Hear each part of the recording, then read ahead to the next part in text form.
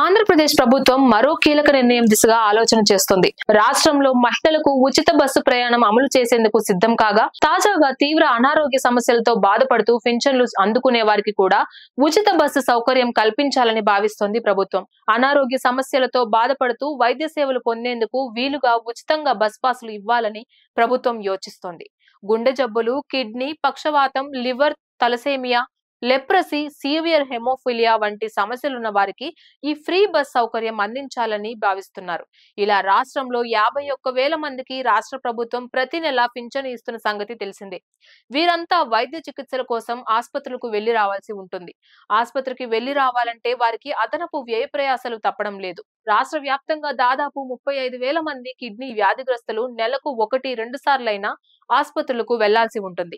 వీరిలో పింఛను సదుపాయం కొద్ది మందికే ఉంది. కొందరు ఆసుపత్రికి వెళ్లేందుకు దూరాన్ని బట్టి వారు 200 రూపాయల నుంచి ఏకంగా 600 రూపాయల వరకు వ్యయం అవుతుంది. మరికొందరైతే 108 అంబులెన్స్ సేవలను పొందుతుండగా, రోగిని ఆసుపత్రికి చేర్చడం వరకే అంబులెన్స్ సేవలు అందిస్తున్నాయి. అక్కడి నుంచి తిరుగు ప్రయాణం కూడా భారంగా మారుతుంది. అందుకే ఉచిత ప్రయాణంపై ప్రభుత్వం ఆలోచన చేస్తున్నట్లుగా తెలుస్తుంది. అయితే అధికారికంగా ఎలాంటి ప్రకటన రాలేదు కానీ త్వరలోనే దీనిపై నిర్ణయం తీసుకునే అవకాశం ఉందంటున్నారు. అయితే ఆర్టీసీ ఉచిత బస్సు విధానాన్ని ఆగస్టు 15 నుంచి అమలు చేస్తారని తెలుస్తోంది. ఈలోపు విధి విధానాలను విడుదల చేసే అవకాశం కూడా ఉంది.